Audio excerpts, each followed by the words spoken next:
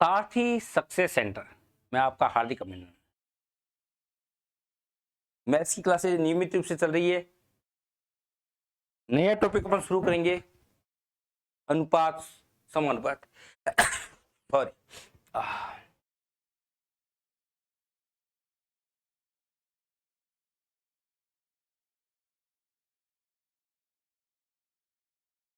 अनुपात।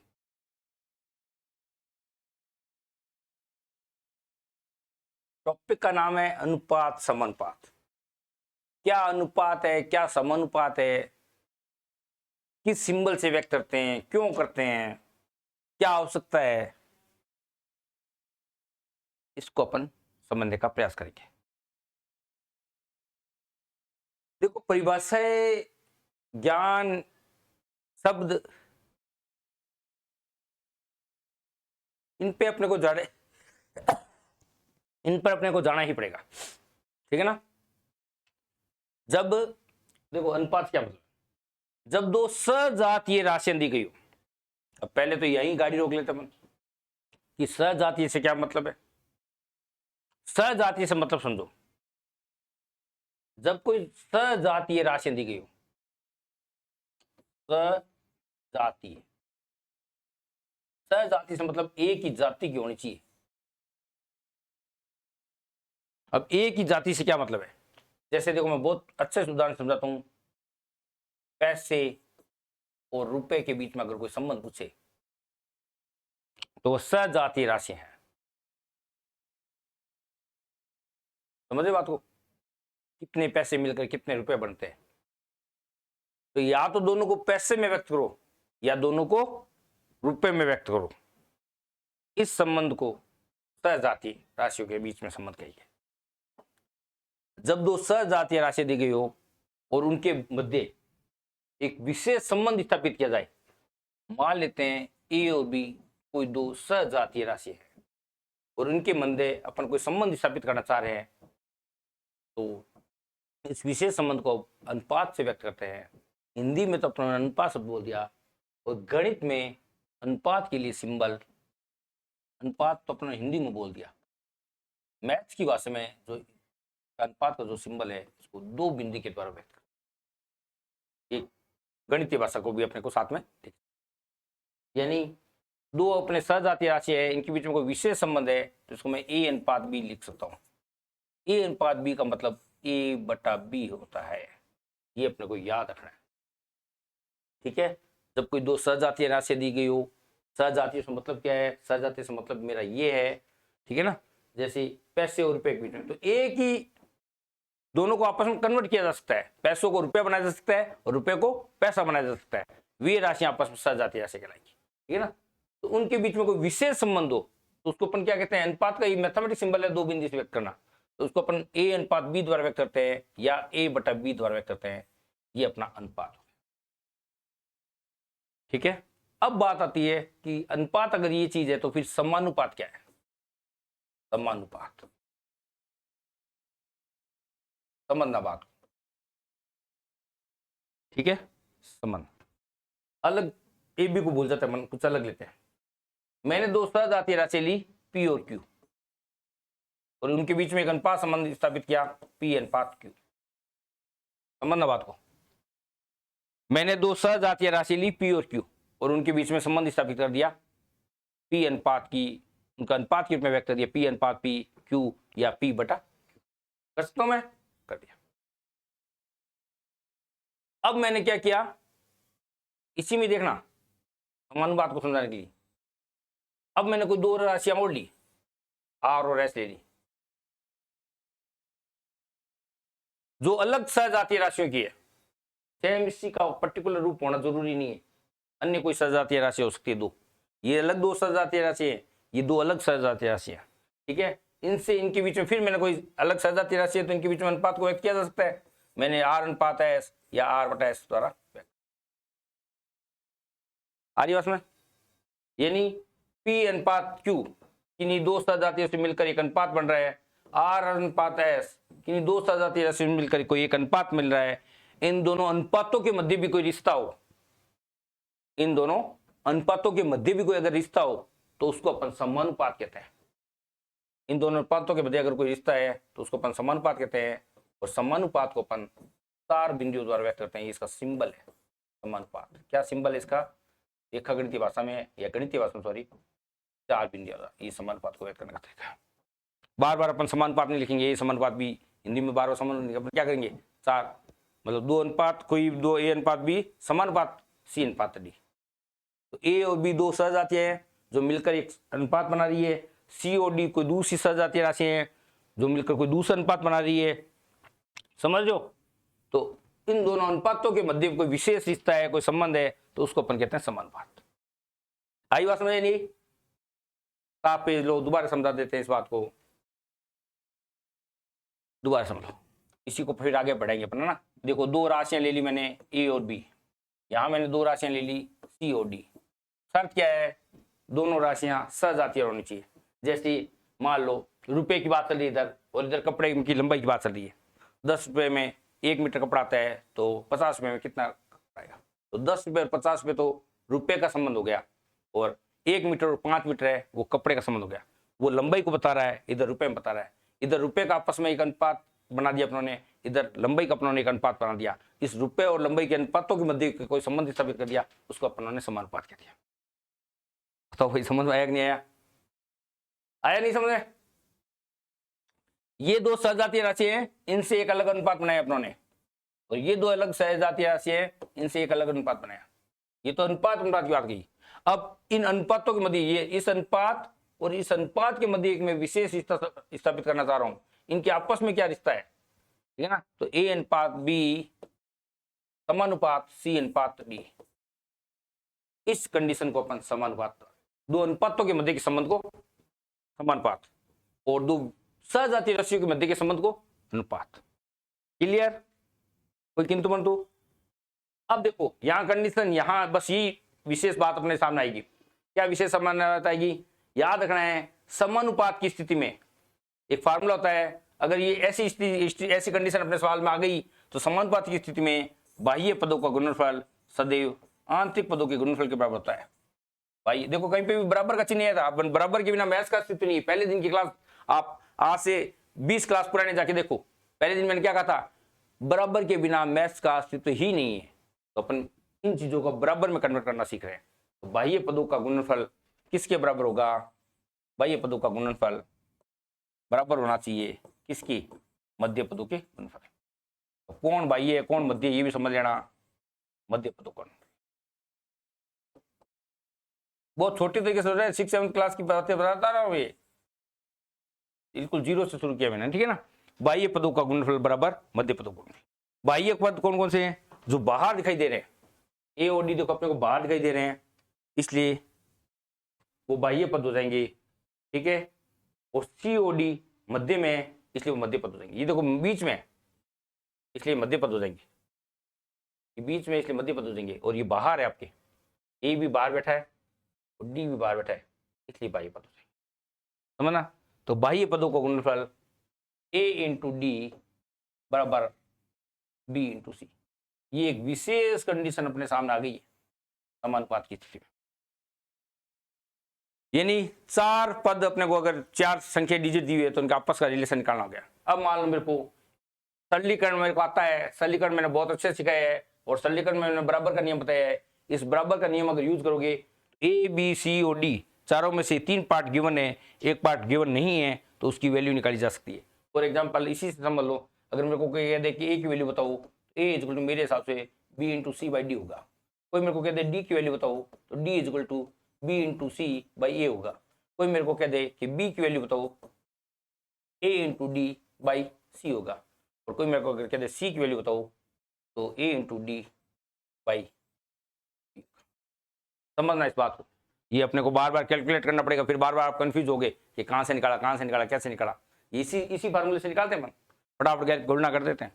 बाह्य पदों पर जो बेसिक बातें थी ना, अनुपात और समानुपात, इसकी डेफिनेशन को क्लियर करना ही सबसे बड़ी कलाकारी थी। समझो ना? उसको मैंने क्लियर कर दिया। समझ में आई कि नहीं आई? सोचना, चिंतन करना, क्या मैंने समझाने का प्रयास किया है, क्या आप समझ पा रहे हो, नहीं समझ पा रहे हो? कुछ एक छोटे छोटे नाम जो इस चैप्टर्स को क्लियर करने के लिए जरूरी है, उन पर भी अपना एक बार थोड़ा सा चर्चा करेंगे। समझ आ गई इतना? दोबारा समझ लो, कुछ नहीं है, कुछ भी नहीं है, रटो मत, समझो। कोई दो सजातीय रहस्य ले ली, उनके बीच में एक संबंध स्थापित कर दिया, संबंध ढूंढ लिया, पहचान लिया, दिया गया, पढ़ लिया, वो सब क्या है? अनुपात है। किन्हीं दो सजातीय रहस्यों से एक अनुपात बन गया, किसी अन्य दो सजातीय रहस्यों से कोई दूसरा अनुपात बन गया, उनके बीच में भी कोई रिश्ता है, अनुपातों के मध्य भी कोई रिश्ता है, तो समानुपात हो गया। अनुपात को 2 बिंदु से व्यक्त करते हैं, समानुपात को 4 बिंदु से व्यक्त करते हैं। समानुपात की स्थिति में एक विशेष बात होती है कि बाह्य पदों का गुणनफल बराबर होता है किसके? मध्य पदों का गुणनफल। कैलकुलेशन करते समय इस चीज को आपको यूज करना ही पड़ेगा कि बाह्य पदों का गुणनफल हमेशा और हमेशा मध्य पदों के गुणनफल के बराबर होता है। इस अगर कैलकुलेशन को लेके चलें तो बाह्य पद कौन से हैं, मध्य पद कौन से हैं, ये मैंने क्लियर किया है। फिर ये संबंध अपने सामने एक विशेष अच्छे से अपने सामने आता है। इससे अगर अपने ABCD 4 में से कोई भी पार्ट अगर गिवन नहीं है तो अपने कैलकुलेट करके इन चारों पार्ट की गणना की जा सकती है। ABCD में से चारों की गणना की जा सकती है। कोई 3 तो गिवन होने चाहिए, उन 3 की सहायता से चौथा निकाला जा सकता है। ठीक है, आगे चलते हैं।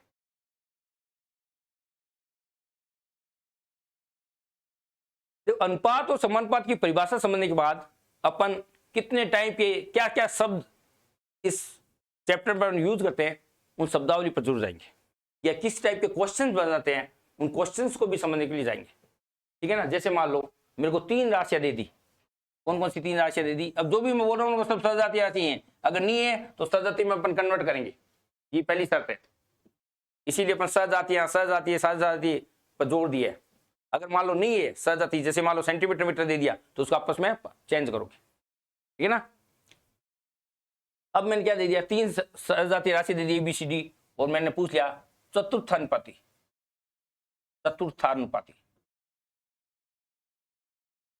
ये मेरा क्वेश्चन वाचक है। ठीक है ना? तो अपन क्या करेंगे? मान लिया चौथा पद अपना x है जो अपने लिए। ठीक है ना? तो A अनुपात B समानुपात C अनुपात D, x। चौथा पद अपना x माना ना, इसलिए x। तो इससे x की वैल्यू नहीं आएगी क्या? वही आ जाएगी। बाह्य पदों का गुणनफल बराबर किसके हो जाएगा? मध्य पदों का गुणनफल बराबर हो जाएगा x की वैल्यू क्या आ गई? B × C बाई A आ गई। अब या तो याद रखो या फिर इस अवधारणा को दिमाग में रखो। तो अगर अपने को 3 संख्या दे रखी हो और अपने से चतुर्थानुपाती पूछ जाए तो बहुत अच्छे से, बहुत आराम से अपन निकाल पाएंगे। क्लियर? अब अगर अपने को 2 संख्याएं दे रखी हो A और B, क्वेश्चन पूछ लिया मध्यानुपाती की बोल दो, वित्तानुपाती बोल दो, एक ही बात है, ध्यान रखो, एक ही शब्द है, शब्दों में कंफ्यूज मत होना। ठीक है? A और B दे रखा है, जो दे रखा है जो पूछा है उसको मान के चलो, बस बहुत इजी हो जाएगा आपका काम। और कंडीशन समानुपात वाली लगानी है। ठीक है ना? कंडीशन समानुपात वाली लगानी है। मान लिया मेरे मध्यानुपाती, ये मध्यानुपाती मैंने माना x है, तो मेरी कंडीशन क्या बन गई? A का x के साथ वही संबंध होना चाहिए जो कि x का B के साथ है। बोलो समझ में कि नहीं? वही बाह्य पदों का गुणनफल बराबर मध्य पदों का गुणनफल। मध्य पद मेरे x और x² है, बाह्य पद मेरे A और B है, x = √AB आ जाएगा।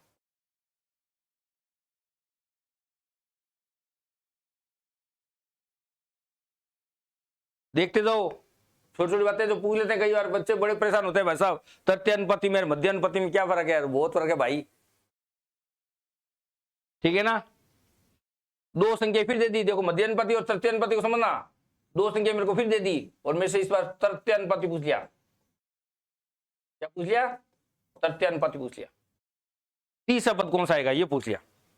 मैं क्या करूंगा? माना तृतीयानुपाती x, तो मेरे 3 राशि कौन कौन सी बन गई?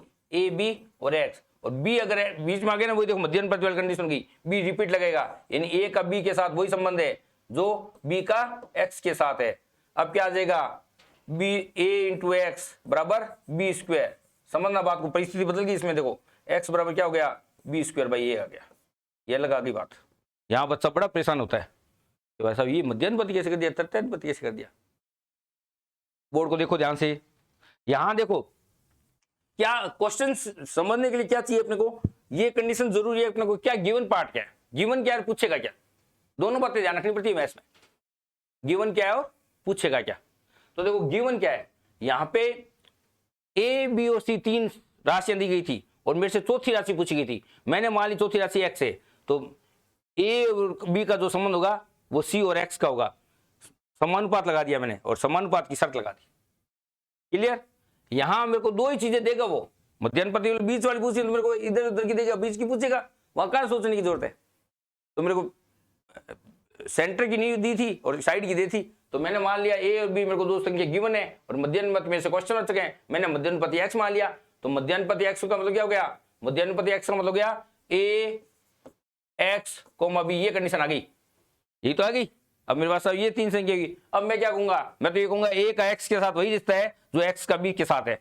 समानुपात की कंडीशन ला दी, समानुपात से अनुपात पहले अलग अलग अनुपात बनाया, इसका अनुपात बनाया, इसका अनुपात बनाया, फिर समानुपात लगाया, समानुपात से मैंने एक्स की वैल्यू निकाल दी। ठीक है? और अब मैंने क्वेश्चन पूछा तृतीय अनुपाती, तो मैंने तीसरी संख्या पूछनी तो मैं दो ही दूंगा ना, पहली और दूसरी दूंगा। मध्य वाली पर आप कंफ्यूज क्यों हो ही नहीं कंफ्यूज। मैंने दो दे दी, तीसरी मैंने पूछी है, मैंने दो तो दे दी, तृतीय मेरे को चाहिए। मैंने मान ली तीसरी एक्स है, तीसरी अगर एक्स है तो मेरे सामने ये कंडीशन आएगी, ए बी और एक्स, यही तो आएगी। तो मेरी भाषा में ए का बी से वही रिश्ता है जो बी का एक्स है। मैं तो उस डेफिनेशन पे जा रहा हूं, अनुपात और समानुपात की डेफिनेशन पे जा रहा हूं, मैं कोई रेटिफिकेशन नहीं कर रहा। ठीक है ना? तो क्या हो गया? ए अनुपात बी समानुपात बी अनुपात एक्स, बाह्य पदों का गुणनफल बराबर मध्य पदों का गुणनफल, एक्स की वैल्यू आ गई। तो तीनों कंडीशन में देखो, यहाँ एक्स की वैल्यू ये आई है, यहाँ एक्स की वैल्यू यही आई है और यहाँ एक्स की वैल्यू ये आई है। समझना इस बात को। इन बातों पे कई बार बहुत छोटे क्वेश्चन, बहुत बड़े बड़े क्वेश्चन एग्जामिनेशन में पूछ लेते हैं। बच्चा बहुत छोटी बात को क्या करता है? छोड़ के चलता है। ठीक है ना? बहुत छोटी बात को छोड़ के चलता है। क्या होता है, एक छोटी सी बात बताता हूँ, बहुत मजा आएगा आपको। एक बार एक मरीज, गांव का व्यक्ति होता है, मेरे जैसे देश आदमी, डॉक्टर के पास जाता है। ठीक है ना? डॉक्टर के पास जाता है तो डॉक्टर मेरे को बुखार है। बहुत डॉक्टर के पास जाता है, मतलब इलाज उसका होता नहीं, तो एक अच्छे स्पेशलिस्ट के पास जाता है कि डॉक्टर साहब मेरे को बुखार, मेरे बुखार ठीक नहीं हो रहा। तो बुखार ठीक नहीं हो रहा, बुखार तो अपन चुटकियों में ठीक कर देंगे, चुटकियों में ठीक कर दो क्या? ये वो रहा स्विमिंग पूल, उसमें नहा के आओ। गाँव का आदमी, देसी आदमी, क्या मैंने बुखार आवड़ा, मैं तो दूध रही हूँ, गर्म ओढ़ो सही से, डॉक्टर साहब के नहा रहा हो, चलो कोई नहीं। नहा के आता है, नहा के आने के बाद उसका ट्रीटमेंट शुरू करता है। डॉक्टर उसका 2-4 दिन में ट्रीटमेंट करता है, मरीज को दवाई वही देता है। 2-4 दिन बाद मरीज सही हो जाता है। मरीज बड़ा आश्चर्यचकित होता है कि यार मेरे को ये डॉक्टर की कहानी समझ नहीं आई। ऐसा मतलब वापस घूम फिर के डॉक्टर के पास चला जाता है ठीक होने के बाद। डॉक्टर साहब मेरे को समझ नहीं आया कि भाई तू जिस डॉक्टर के पास आया था ना, वो नमूनिया का स्पेशलिस्ट था, तेरे पास सिंपल बुखार था, मेरे को सिंपल बुखार का इलाज ही नहीं आता था। मैंने उस बुखार को बिगाड़ा, नमूनिया बनाया, फिर उसका इलाज किया। तो वही बात है, छोटी बातें आप छोड़ के चले जाओगे, बड़े बड़े क्वेश्चनों को तैयारी करके चले जाओगे। जब परीक्षा में छोटा क्वेश्चन आ जाएगा ना, तो उस छोटा क्वेश्चन को भी सॉल्व करना आना चाहिए, मेमोरी में आ जाना चाहिए फटाफट अपने। ठीक है ना? और इनसे संबंधित शब्द लेते हैं अपन। देखो एक शब्द आता है अपने विलोमानुपात, विलोमानुपात। देखो नाम से एकदम साफ शब्द दिखाई दे रहा है मेरे को। विलोम का मतलब होता है उल्टा, यानी जो भी अनुपात दिया हुआ है उसको उल्टा कर दो। अगर मान लो ए अनुपात बी है और इसका मेरे को विलोमानुपात निकालना है, तो इसका विलोमानुपात क्या हो जाएगा? बी अनुपात ए हो जाएगा। ये इसका विलोमानुपात हो जाएगा। क्या हो जाएगा इसका विलोमानुपात? ये हो जाएगा। यानी 3:4 है तो 4:3 इसका विलोमानुपात होगा। क्लियर? और देखो सब, एक अपने सामने विशेष आता है मिश्र अनुपात, वो इस पे भी क्वेश्चन पूछ लेते हैं। जो छोटी छोटी बातें मैं समझा रहा हूं, बहुत छोटी छोटी बातें हैं। मिश्र अनुपात क्या होता है? मिश्र अनुपात, मान लो अपने को 5-7 एक अनुपात दे रखे हैं और मिश्र अनुपात पे क्वेश्चन आ गया, तो कैसे सॉल्व करेंगे? ठीक है ना? ए अनुपात बी, बी अनुपात सी, सी अनुपात डी, डी अनुपात ई। 3 को लिखते हैं, एक और आपको इजी समझ आएगा ना। एक बार 3 लेते हैं, ज्यादा नहीं लेते लेने को। चलो इसको दोबारा लेते हैं, इस पे नए पन्ने पे ले लेते हैं, मिश्र अनुपात को लेते हैं।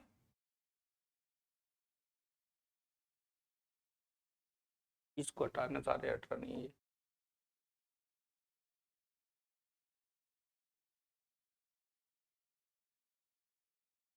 ठीक है, अपन नेक्स्ट स्लाइड ले लिया अपने, ले लेते हैं।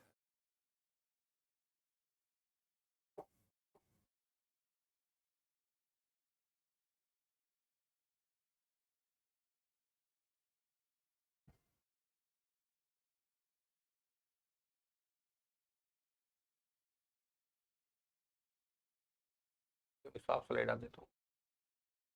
ठीक है, चलो एक बार पेन को देख लेते हैं तो गड़बड़ नहीं हो। ठीक है, अपने ले रहे थे मिश्र अनुपात।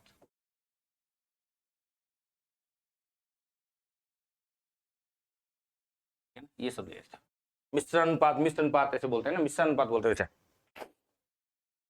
जब अपने को खूब सारे अनुपात देख रहे हो, जैसे अपने को देखा है ए अनुपात बी, एक अनुपात अपने को देखा है बी अनुपात सी, एक अनुपात अपने को देखा है सी अनुपात डी, ठीक है ना, और उनके बीच का मिश्र अनुपात याद करो। ये अपने से क्वेश्चन पूछ रहा है, ये मिश्र अनुपात अपने लिए क्वेश्चन है। क्या होता है मिश्र अनुपात, याद रखना है। मिश्र अनुपात बहुत इजी तरीके से याद रखना है। मिश्र अनुपात या मिश्र अनुपात क्या होता है, देखो ये जो अनुपात है ना, उसको अपन अंश और हर भिन्न के रूप में लिख सकते हैं। मैंने समझाया था ए बटा बी भी अनुपात को व्यक्त करेगा, बी बटा सी सॉरी इससे, और यहाँ सी बटा डी, ये सब अनुपात के रूप में देखें, ठीक है ना। तो क्या हो जाएगा मिश्र अनुपात, ये कोई जरूरी नहीं अपने ए बी सी ले, कुछ अलग अलग भी ले सकते हैं। समझना इस बात को। भिन्न में भी समझाया ना मैंने उस दिन, भिन्नों की जोड़ बाकी बताई थी आपने को। भिन्न में मैंने क्या बात बताई थी, ऊपर वाले पार्ट को अपन बोलते हैं अंश और नीचे वाले पार्ट को बोलते हैं हर। सॉरी भाई, देखो ये ठीक है ना, भिन्न में फ्रैक्शन अंश, तो अंशों की गुणा बटा हरों की गुणा, कैलकुलेट करोगे जो भी आएगा अपना उत्तर आ जाएगा। अंश का मतलब ऊपर पर पड़ा part, a into B into C, और हर का मतलब क्या है, b c और d। यहाँ a b और c, ठीक है ना। ये क्या गया, b इंटू सी, जो कट रहा है उसको काट दो। कट रहा है, कुछ कट रहा है या कट रहा है, कोई जरूरी नहीं कटे, ये तो यहाँ कट रहा था, तो ए बटा डी आपको समझाने के लिए। यानी मिश्र अनुपात क्या आ जाएगा, ए अनुपात डी। इसको भी समझना ध्यान से, ये भी बच्चा परीक्षा में भूल जाता है, भूलना नहीं है, बहुत शॉर्टकट तरीके से याद रखना है कि अंशों की गुणा कर दो और हरों की गुणा कर दो, कैलकुलेट करने के बाद जो आ जाए वो मिश्र अनुपात आ जाएगा, ठीक है ना। इसको, इस बोर्ड को इंपॉर्टेंट लगा लेना, ये अच्छा पेज है, अच्छी बात इसमें मिश्र अनुपात बच्चा भूल जाता है। चले आगे, 2-3 शब्द और आगे बता देता हूँ। पेज देखते हैं कोई खाली मिलता है अपने को, 2-3 शब्द बता देता हूँ, चलो कोई दिक्कत नहीं।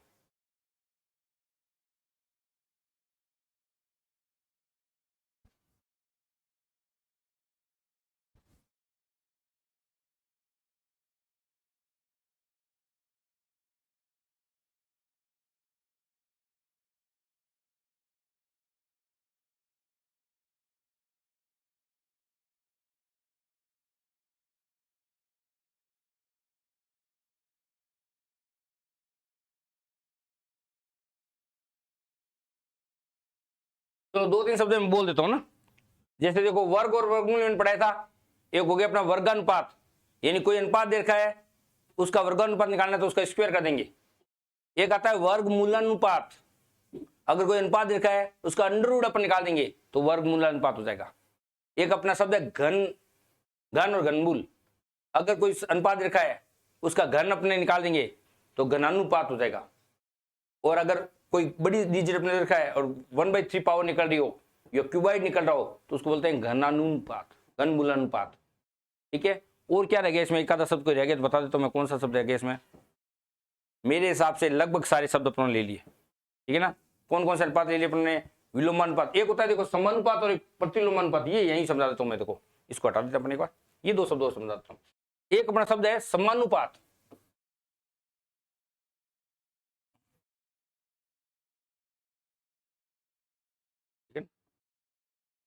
एक शब्द अपन ले रहे हैं समानुपात,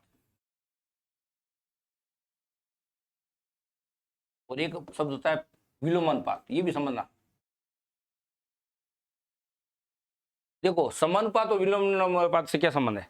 समानुपात को देखो इस सिंबल से व्यक्त करते हैं अपन, और विलोमानुपात को, प्रतिलोमानुपात को 1/3 से। क्या मतलब इसका, समानुपात से मतलब है देखो, जैसे मान लो मैं 1 घंटे काम करता हूं तो मेरे को 1500 रुपए मिलते हैं, अगर मैं 4 घंटे काम करूंगा तो 6,000 रुपये मिलेंगे। यानी समानुपात है, जितनी मैं मेहनत करूंगा उतना मेरा मेहनताना इनकम बढ़ती जाएगी। इसको बोलते हैं अपन सीधा अनुपात, समानुपात। समय के साथ साथ मेरी मजदूरी बढ़ रही है। और एक होता है विलोमानुपात, प्रतिलोमानुपात। ये इस बात को समझना, रिवर्स, उल्टा, इसको रिवर्स भी बोलते हैं, इंग्लिश पढ़े ना। क्या मतलब इसका, देखो समझा तो, मैं एग्जांपल से समझा तो आपको समझ में आ जाएगा। मान लो बाहर 500 ईंट पड़ी है और मेरे को छत पे रखनी है। मैं अकेला ईंट को रखूंगा, टाइम क्या करेगा, ज्यादा लगेगा। अब हम 3-4 जने मिल गए और अब ईंटों को छत पे रखनी है, टाइम ज्यादा लगेगा, कम लगेगा, कम लगेगा। आई समझ में? नहीं समझ आया? एक अच्छा उदाहरण देता हूं, भोजन से समझ में तो ये समझ में आएगा। मान लो अपने घर पे खीर बनाई गई है, एक बहुत बड़ा तपेला, 5 किलो दूध, 5 लीटर दूध की खीर बनाई गई है। मेरे को अकेले को खाने हैं, खूब दिन खाऊंगा मस्ती से, क्योंकि अकेला खाने कितनी खाऊंगा ना। और अगर मेरे 4 फ्रेंड और आ गए, अब 5 जने अब हो गए और मिलकर खीर खानी है, क्या करेंगे, एक दिन में सट साफ खीर। उल्टा हो रहा काम, इधर व्यक्तियों की संख्या बढ़ी, इधर खीर जल्दी साफ हो गई। काम जितने भी कार्य वाले सवाल है ना, उसमें हमेशा विलोमानुपात लगेगा। खाने वाले सवाल है ना, जिस खीर वाले, कुछ सैनिक और बढ़ गए, याद आ रहे कुछ सवाल कि भाई कितने, मतलब 30 व्यक्तियों के लिए 40 दिन का भोजन था, 5 व्यक्ति और आ गए, अब तो भोजन कितने दिन चलेगा। ऐसे सवालों को करने के लिए विलोमानुपात लगाना पड़ेगा। ठीक है, तो अनुपात और समानुपात से संबंधित जितनी भी बेसिक बातें थी ना, मैंने बता दी है। अपन जब क्वेश्चन हल करेंगे, मान लो कोई विशेष बात कोई रह गई है, तो उस क्वेश्चन को हल करते समय बता दी जाएगी। अपन कल इस टॉपिक के, मतलब नेक्स्ट क्लास में इस टॉपिक के अपन क्वेश्चन ही लेंगे, कम से कम 10 या 12 अच्छे क्वेश्चंस लेंगे जो बार बार प्रतियोगी परीक्षा में पूछी जाती है। जैसे मैंने सैनिक वाला नाम लिया ना, ये क्वेश्चन बहुत अच्छा है जो बार बार परीक्षा में पूछा जाता है। विलोमानुपात के अपन कुछ एक सवाल विशेष लेंगे, ठीक है ना। बाकी सीधे अनुपात वाले क्वेश्चन में तो कोई दिक्कत नहीं है, अपन कैलकुलेशन समझ गए कि भाई राम 5 घंटे काम करके कितनी मजदूरी ले रहा है, तो बताओ 1 घंटे कितनी मजदूरी, 1.5 घंटे कितनी, 2 घंटे कितनी, उसको अपन कैलकुलेट कर लेंगे, उसमें कोई ज्यादा परेशानी नहीं होगी। तो नेक्स्ट क्लास में अपन केवल और केवल इस विषय वस्तु से संबंधित जो मैंने आधारभूत जो बातें आज बताई है, अनुपात और समानुपात संबंधित, उनके केवल और केवल अपन क्वेश्चन लेंगे। धन्यवाद।